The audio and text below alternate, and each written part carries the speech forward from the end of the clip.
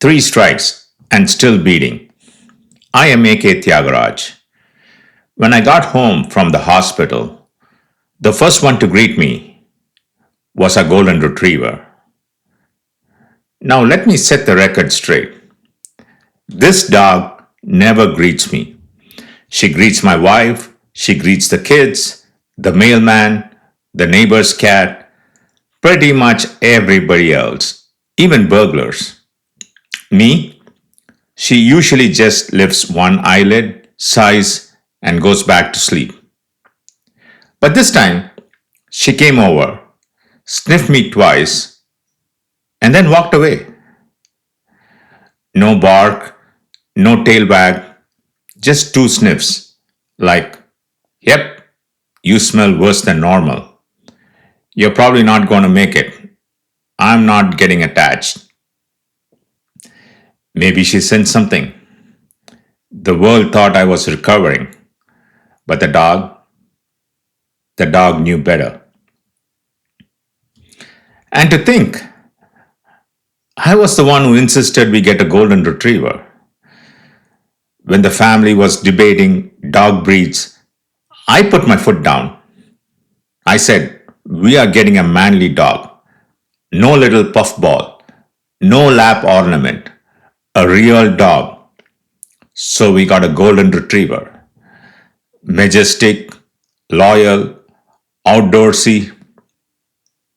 Except when we took her to the dog park and a beagle chased her around for 10 minutes straight. She ran like she owed it money. I was so embarrassed. I wanted to wear a paper bag over my head. My manly dog turned out to be a golden coward. But I loved her anyway. At least let me think that. Even when she looked at me after the hospital and decided, I gave it a week. The house looked the same. The furniture, the light, the photos on the wall, but everything felt different. I was different. Something had cracked open in me back at the hospital. And whatever leaked out hadn't come back. Then I did the first thing I truly wanted to do. Take a shower, wash off the hospital, get back to myself. You know, that smell, that sharp, sterile chemical scent, pot bleach, pot plastic, pot fear. It was still on me, in my hair, in my skin, in my nostrils. I needed it gone.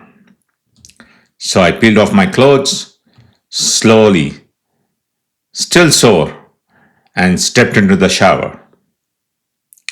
Hot water, steam, privacy, no nurses, no beeping monitors. Just me.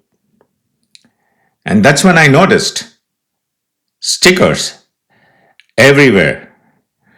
Chest, arms, thigh, back, even one under my ribcage, like an Easter egg. The medical team must have had fun. Apply EKG here, shave zone for potential drama, patient handle with sarcasm. I looked like a half-used pack of medical post-its. I was applying soap, carefully avoiding the sore spots, when I had this existential question. Do I apply soap to my heart area? What if I set something off? Like, oops, trigger another cardiac event by using too much body wash. It was probably the most stressful shower I took in my life. And standing there, water running over me, trying to scrub away the hospital, I realized some things don't rinse off that easy. I finished the shower and came into the bedroom. My wife was standing there with a med organizer, one of those plastic trays labeled Sunday to Saturday. Each little box had 4 or 5 pills, all different colors. Man, did I feel old? I'd only ever seen people use those in shows. Grandparents, retirees, sitcom characters with arthritis. Now I had one with my name on it. I was like, I'm not going to let all this get me down. I'm going to be better, stronger. Then I ate something saltless and went to sleep. I think I woke up that evening and saw my daughters. I didn't really know what to say. They don't give you a manual on how to be a parent after a heart attack. I wasn't sure what to do. Should I crack a joke? Ask them how they felt? Tell them how I felt? I tried to be funny, but it didn't land. So I just sat there and thought, I'm okay. I'm tired. I'm scared, but I'm here. That was enough. Then my wife instructed me to walk around the backyard a few times. I was like, woman, I just had a heart attack and you want me to exercise? But I knew she was right. She was firm. Doctor's orders. The next couple of days were a blur. Neighbors brought food. A few visitors stopped by. I told them the story of the Coke and Zantac. We all laughed. But deep down, I think they were laughing at me. And after they left, the house felt quiet again. I wasn't sure if I had been the host or the exhibit. My best friends came over. We joked around like old times. But something was off. We all wanted to be normal. But I think I was expecting something more. My wife and daughters tried to support me. They really did. But they didn't know how. And I didn't know what I needed. We all wanted normal. But I expected more because I had a heart attack.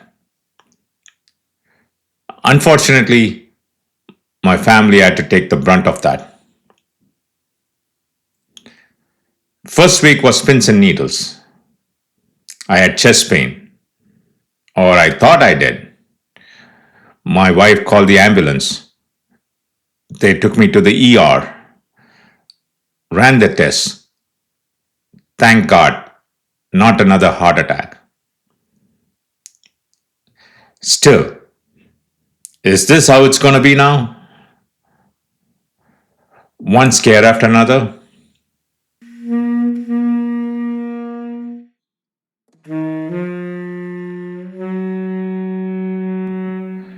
After a week or so, I went to the cardiologist for the post checkup.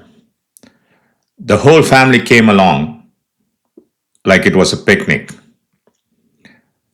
My daughters must have been thinking, great, Dad can't afford to take us to Disneyland, so he's taking us to hospitals and clinics. The doctor looked at his notes and said, you had a myocardial infarction. I blinked. What the fuck is that? I thought I had a heart attack.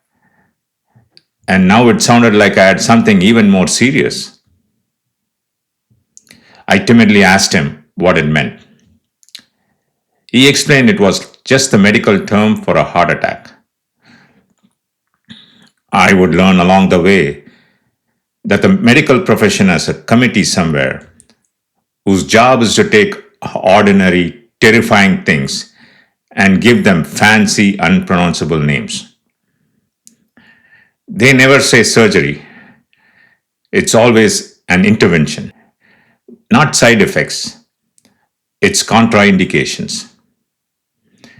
You go in because you have a bruise. Suddenly, it's a mild concussion from a blunt force trauma caused by an external implement. Honestly, it sounds like a Netflix crime thriller.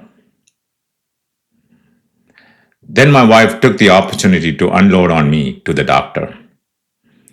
He's not eating right, drinking too much, yelling at the family, not exercising. I was furiously defending myself. I swear, the doctor must have felt like Judge Judy. He nodded, took a few notes, ordered a few more tests, and changed some of my meds. Then he said I needed to see him every 3 months, and I had to start cardiac rehab. It was all new and overwhelming. But I knew I had to do better, not just for me, for them. My daughters need me. That Sunday we went to church. I still had doubts, but I also still had faith. After the service, I even walked up to the pastor and asked him to pray for me and my family. I wasn't fixed. I wasn't fearless, but I was still here, trying. And maybe that's a kind of strength too. That is the episode. If this episode landed with you, take a moment to rate or review it on Apple or Spotify podcasts. It helps the right folks find it. Honestly, it helps me keep going too. Beaten by life, still beating.